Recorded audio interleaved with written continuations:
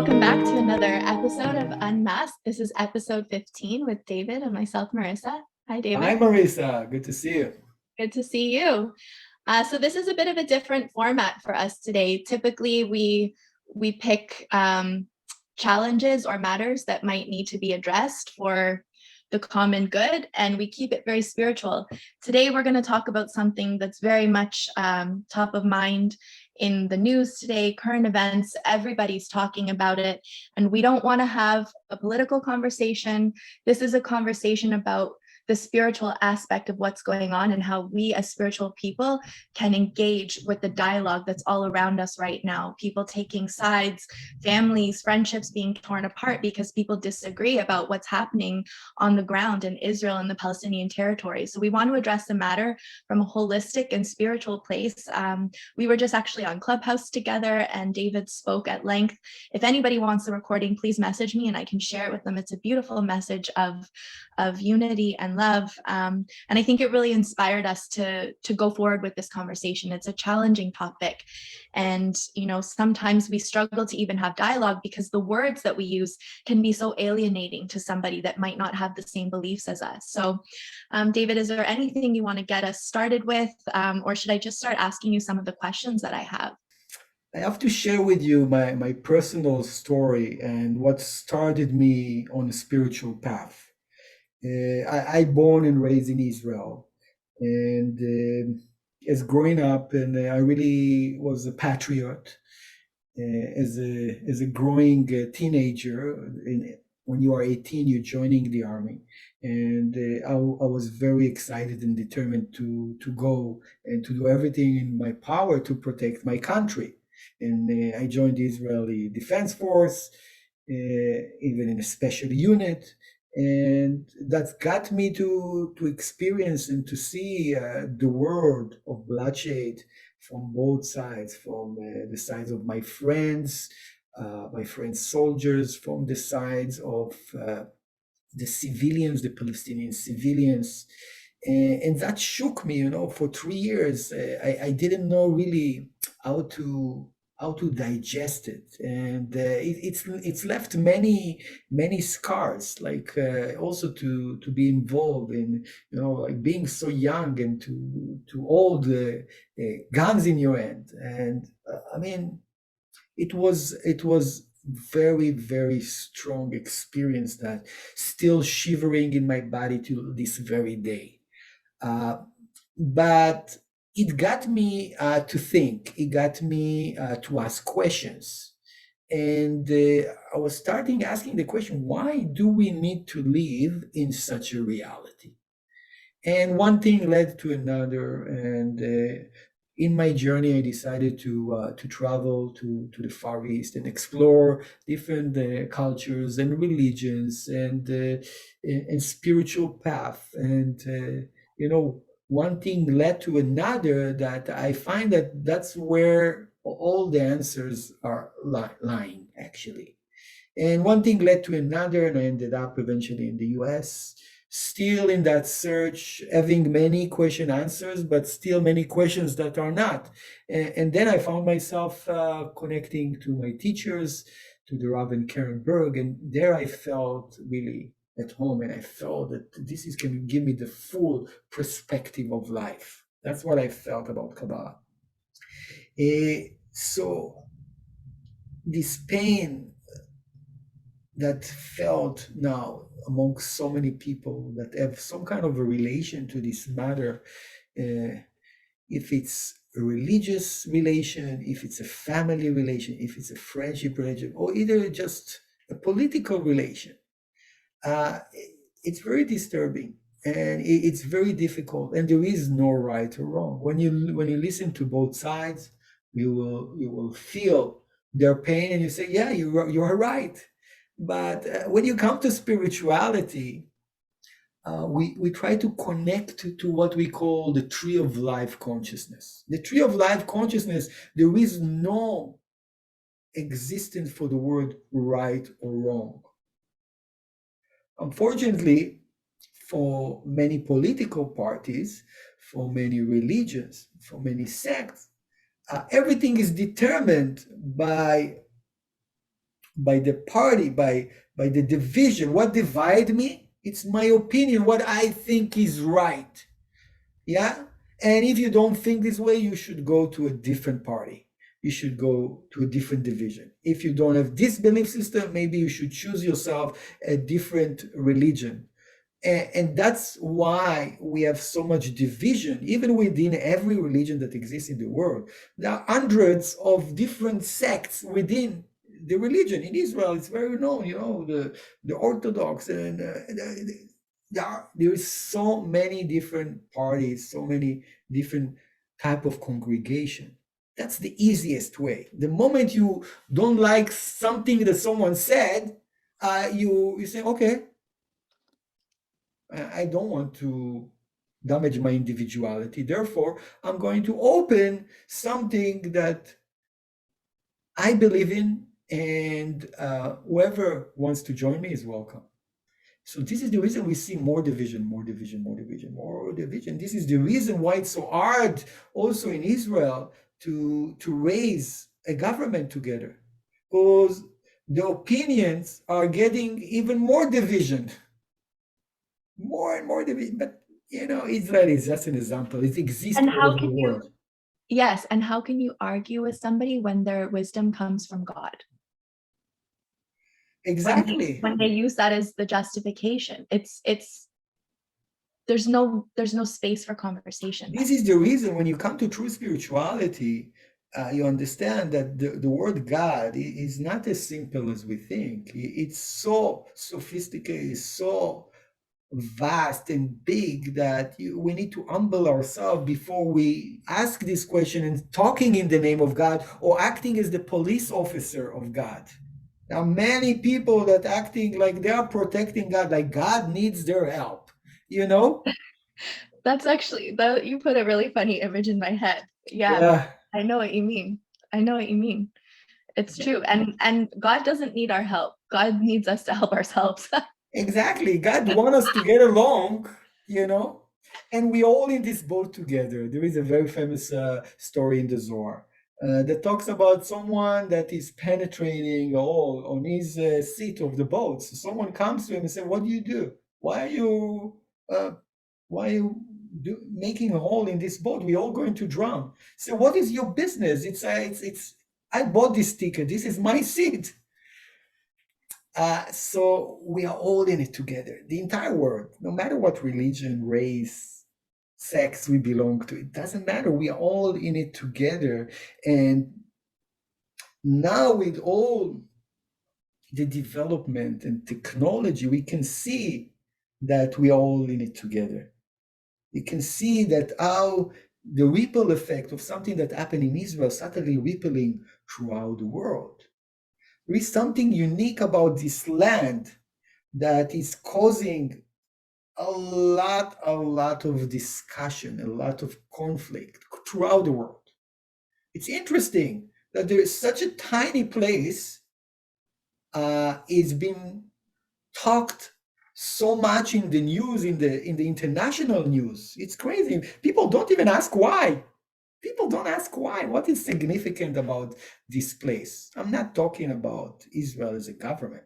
We're talking about the land. We're talking about why so many empires were trying to conquer this land, why it was so important for them, and what's happened the moment they conquer this land.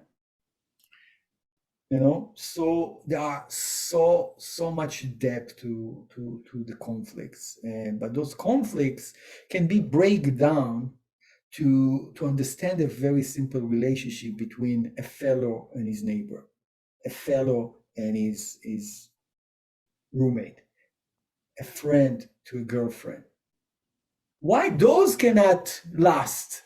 You know, if we understand why those cannot last and we be always with harmony, then we will understand more about all the entire conflicts that exist, political and religious conflict. But it's much more simple than what we think. This is the reason all the religions are preaching for love the neighbor as yourself, because that's the ultimate purpose, and it's a big task. I can tell you, it's a big task. I know I work hard and I don't succeed at it every day, but I promise I try. Now, I just wanted to say as a disclaimer for anyone watching this that might be curious, I think it's important to share that what I've been taught by our teachers at the Kabbalah Center is that the universe, the light, the creator is what has created all of these paths to the light. And it's for us to follow the path. And I don't think it matters which path we walk down as long as we get to the end, which for me personally, I truly believe from the wisdom that we learn that it's to be together. It's to be together. It's oneness. It's unity. It's true love, thy neighbor, as you said. But it feels impossible a lot of the time. Now, you said something that I really wanted to ask you about. You said in the tree of life consciousness, there is no good and there's no bad. And somebody watching this might say, yeah, but what's happening is bad. What's happening is wrong. This person doing this thing to me or to him, to her, that's bad. So how can you tell me there's no such thing as good or evil? Yeah, imagine yourself you picking an apple from a tree, and you pick it up before it's time, so it's not ripe, and you give a bite and say, "Oh, this is bitter. This is disgusting," and you're blaming this apple for being bad. But if you waited another month, another 2 weeks, and you tasted this apple, it was sweet and amazing. Yeah. So it's all about the process, truly. And we meant to come to a level where everything has the right to exist. Everything has the right to exist. Because the moment we are believing that I have the right to exist and someone else is wrong, I'm actually disconnecting myself from the entire process of the reality. So it doesn't mean that I cannot really put my opinion out there in order to make things better when I see someone that is primitive and is acting in primitive ways. I think primitive is the best way to look at people that they bring hatred to the world. It's primitive, yeah. I mean, because we've been to so many histories and stories of hatred, and so it means if we are still stuck there and we see no other solution than fight, it means that we are still in a way behind. Mm-hmm. So we need to look. Now we see everything is happening all around us, and it's so transparent, and we see the depth of the pain of so many people. And the only way is really to awaken love, to awaken kindness. It's not in our nature. Our nature is unique individuality that says that what is mine, what is yours. I'm right, and I believe in, and I truly believe, and it's okay because I have my unique way to see the world. But imagine yourself that 8 billion people suddenly, each and every one of them will want to go to be a president of one country. So what will be the solution? So the solution, it's related to those people of construction, as we said, that many of the times they were the spiritual leaders, true spiritual leaders, not necessarily religious leader, yeah. Because religious leaders, many of the time they call for holy war. They call, say, you know what? In order for us to bring my opinion, our religions to society, we need to conquer. So we need to go to holy war, and the religious leader was willing to sacrifice his own life and the life of all his congregation, could be millions of people, and let them kill in a war just to justify their belief in whatever they believe. But while those people of construction, those are the people that were willing to bend themselves, to be more flexible, just for the other people to benefit from it too. Yeah. So they consider to be weak, but they said, you know what, I'm willing to give you. And I know that's going to sound very, very difficult for people that are fighting for lands and things like that. But it's an alternative option to start in our personal life before we give lands and everything. We need to start doing it, you know, allowing ourselves to let go and to be more humble and to say to my friend that, you know what, you have your opinion, I have my opinion, but it doesn't need to create separation. Okay, so I do agree with that. But a challenge that I've been coming up against personally is, you know, disclaimer, I grew up in Canada. I was born in downtown Toronto. I've lived here my entire life. And I'm proud to say that that has afforded me such a luxury of having friends from so many different backgrounds. And because of the way I am in my friendships, how all encompassing my relationships can be, I have had the true pleasure and gift to be able to get to know many different people's beliefs and perspectives and cultures and way of doing things. And I also studied anthropology in university. And in anthropology, it's the study of people, but we talk about cross-cultural comparisons. And just like every religion talks about love thy neighbor, there are certain commonalities that you find amongst different populations of people, whether they're connected or not through time or geography or whatnot. So I can see that at our core, we're all the same. I see it. And I know it because I learned the wisdom of Kabbalah, and it helps me to see and understand, even when it's hard, even when I don't want to believe it, because but look at him, he said this, he did that, and it's so easy to get caught up in that.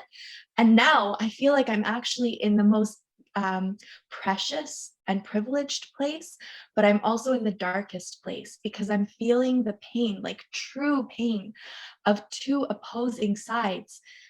And I can see both of their truths causing them pain. And so I'm trying to hold hands and be a bridge. And it's not always getting across the way that I had hoped. So when things kind of erupted again, like we know it's always erupting in that region, sometimes it's monthly, sometimes it's decades, but usually every now and then there's a significant rise in incidents. And I'm choosing my words really carefully. So the most recent eruption, I actually chose to not talk about it because I know my beliefs are a little controversial, because I'm not willing to say someone is wrong. All I can say is that people are doing wrong things wrong, and there are people that are getting hurt, and that's on every side in every situation. And I'm appealing to the humanity of people when I say that I feel the pain.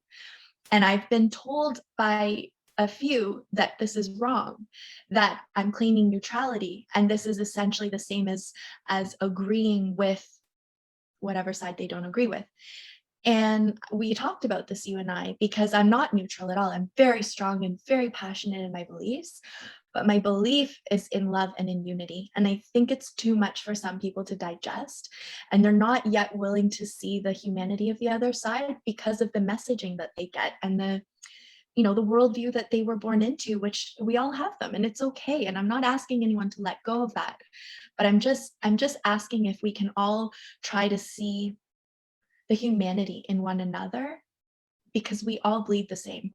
And that's my message. So I just want to know, in your opinion, like I'm at the point now where I have 20-year friendships that feel like they're on the line, and I don't want separation with my loved ones. I don't want to cling to my beliefs to the point where I'm going to cause space and fragmentation. I want unity, but me saying I want unity is causing fragmentation because I'm not choosing my words carefully, or I'm not connecting in the right way. Maybe I'm thinking too much about what I want to say rather than just letting the universe flow through me. So do you have any advice for someone like myself who's in pain for all of the people they love? Yeah, yeah. You see, so we're right now in a very sensitive time point because everything is really actual and happening. So people are very charged with a lot of Yeah. resentment and hatred towards one another. So it will be hard to convince someone really on a different alternative. But the only alternative that we have is really to inject kindness, to inject love as much we can. So I mean, this is my only suggestion. The only way that we can really make things work in this world is to force ourselves to love, because it's not really within our nature. You see it in every relationship. Yeah. It's not in our nature. It's like it's a miracle that people get married and they can stay together without feeling suppressed, and that they need to cancel Yeah. individuality, isn't it? Mhm. It seems that the only way you can get along if someone take the lead and the other person is like canceling himself and he's like the follower. But what you do when you have two leaders and each and every one of them is directed by a different consciousness, you can say, and make things difficult. Yeah. So, but the only way we can do is to resist that, to resist letting that individuality and uniqueness to create separation. Instead, is how to bring our uniqueness to bring more peace. How do I add value with my uniqueness? Yeah, so it's harder. It's harder. David, thank you very much for those powerful words. You do give me hope. And for anybody watching this, if you don't know what Clubhouse is, if you haven't been able to get an invitation, you can send us a message and we'd be happy to help you get onto the platform. There's a space right now, it's a room, it's called Meet Palestinians and Israelis. And this morning they had over 200,000 people that have gone through the room in the last 5 days, roughly. But it's going to keep going, and I'm sure they've had at least 50,000 today alone. Like, we were just in that room together, and there was about 1,000 people listening, and there's voices that are speaking with hurt, with anger, with love, with empathy, with fear, but they're listening and they're talking and they're communicating. And what you shared in the room I thought was so powerful as well. And I saw the messages of the moderators just being very impressed. So I guess, like, we just need to keep putting ourselves in spaces where we can share light with others and try to be mindful of the words that we use, that we use words that build rather than destroy, and remember that we are all human and we are all connected. Thank you. Beautiful. Take care. See you soon.